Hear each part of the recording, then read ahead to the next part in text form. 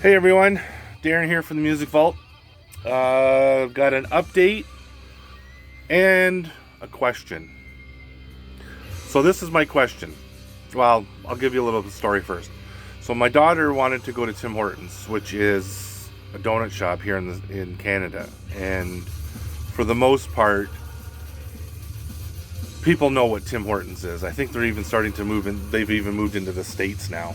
I don't think they're the Dunkin' Donuts of Canada. Like you go to the States and it's Dunkin' Donuts. Up here it's Tim Hortons. And they have like thousands of stores all over Canada. And now in the States. Anyways, I digress. So we go walking to the window, like to go in. And I look over at the window and guess who's sitting in there? Brian Vollmer from Helix. Now, he was sitting with a friend and they were having a deep conversation. So, this is my question. Do you go over and politely excuse yourself into the conversation and proceed to do what you do? Ask for an autograph, a picture, but you're interrupting their conversation. And you don't know, like I don't know Brian. I know who he is. I like his band. I have records and CDs and that from Helix. Pictures and stuff. But I'm not friends with Brian. Although I am friends with him on Facebook. And every once in a while he'll comment or I'll comment or whatever. But nothing, we're not friends. I know who he is. So this is my question. So my question is, do you go and interrupt or do you not? And just admire from afar and go, hey, that's Brian Vollmer from Helix. I like Helix. Great singer. I saw him. It's cool.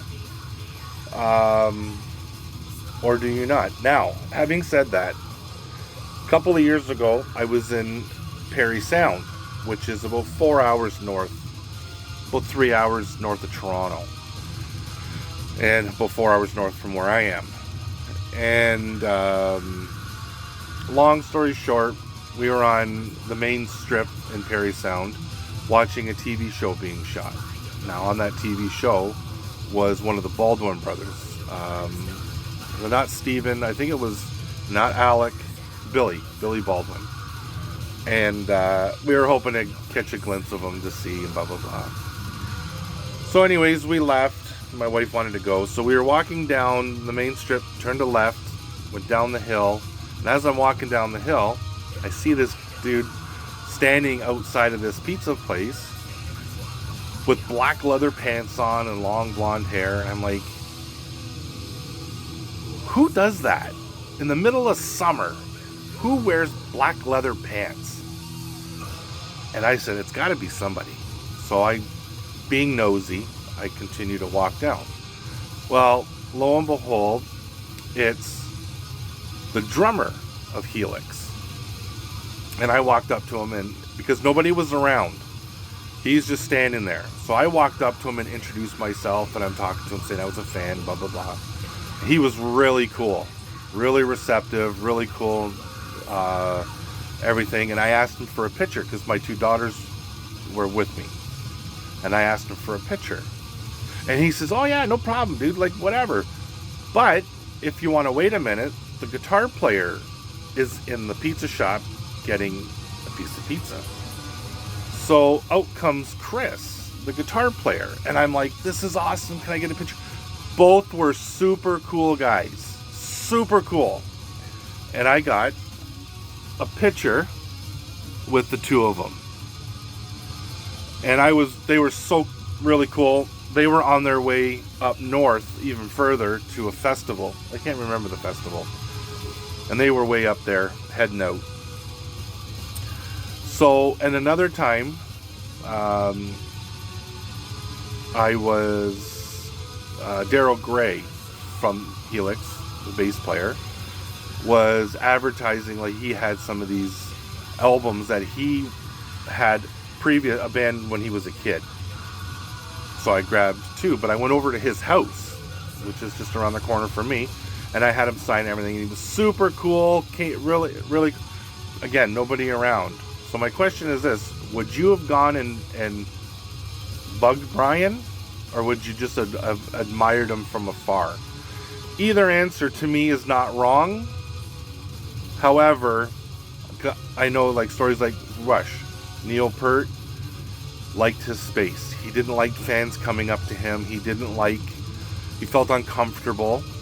So, and would you have wanted to have been rude, or would you have thought it was rude if you went and interrupted their conversation? Would Brian have thought it was rude to interrupt their conversation? I'm going to guess and say probably not, because I'm sure he's run into it before.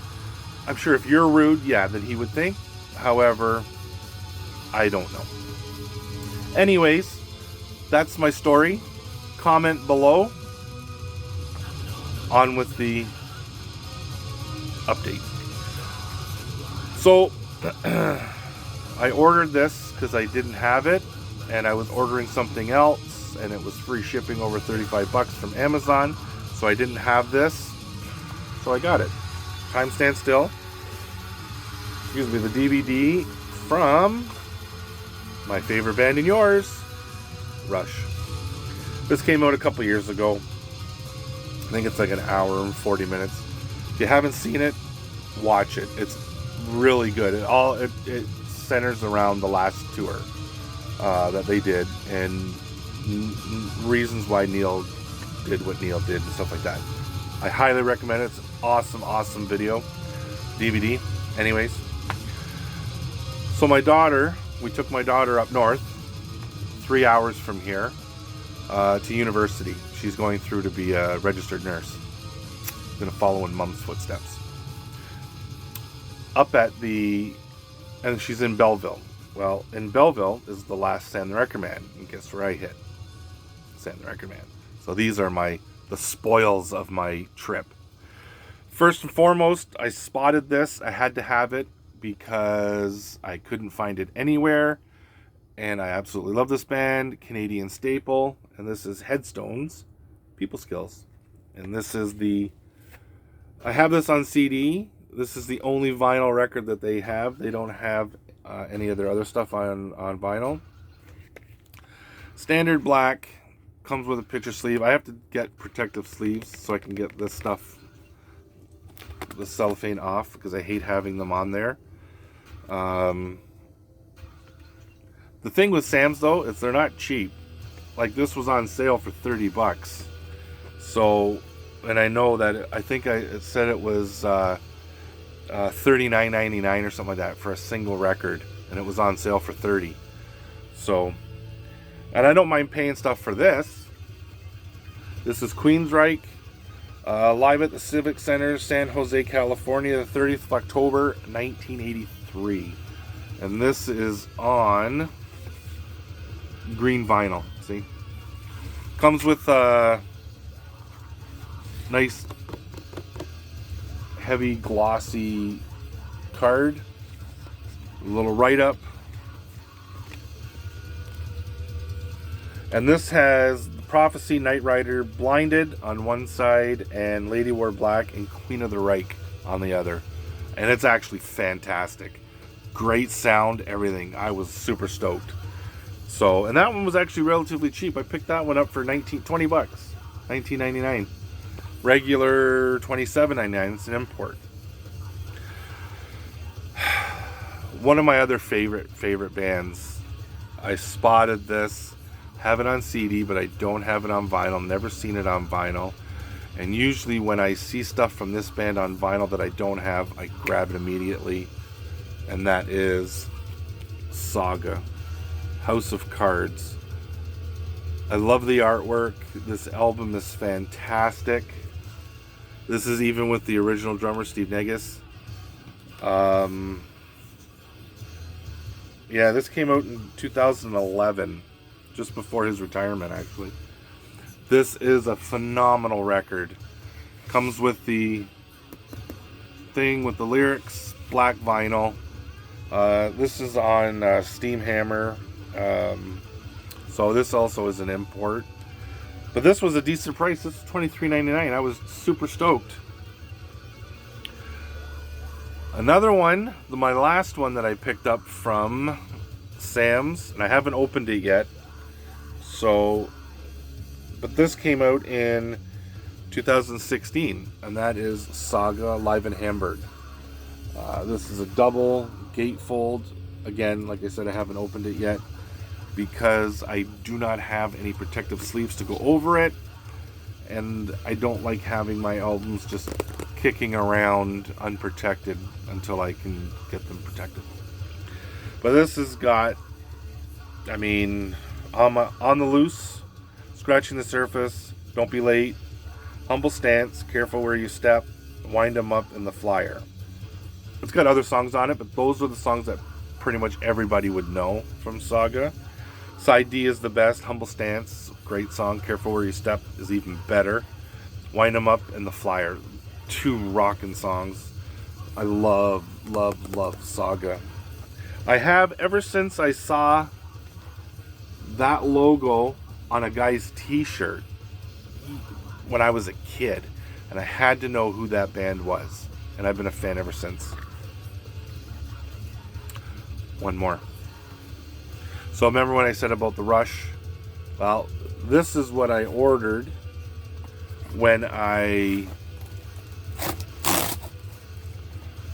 bought the Rush, and it was free shipping for 35 orders over $35. And I have their first one. Had to get the new one. I hadn't bought it yet, and it was such a killer price. I think it was 21 bucks or something on Amazon. And that is the Skull, when the endless road turns back. And if you don't know who the Skull is, I suggest you go check it out. I have their first album. This is Eric Wagner, Ron Holzner from Trouble, Brian Dixon, the drummer who used to be, I don't know if he's still in, but he used to be in a little old doom band from the UK called Cathedral. And I haven't heard this yet, although I've heard, I think, one song.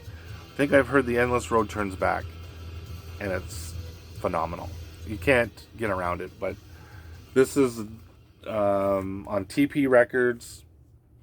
Well, let me open it up here. Well, no, I better not, because it's a double. And I don't know if this is the black one or if there's a colored one. I'm not sure because it didn't say. But yeah, the Skull.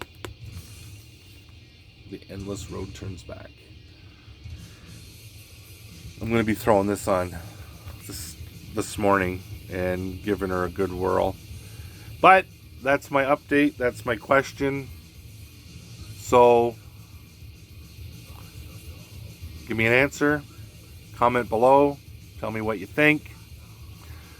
14 minutes of me rambling's long enough, I guess. I will talk to you guys next video. And God bless. Have a great day. See ya.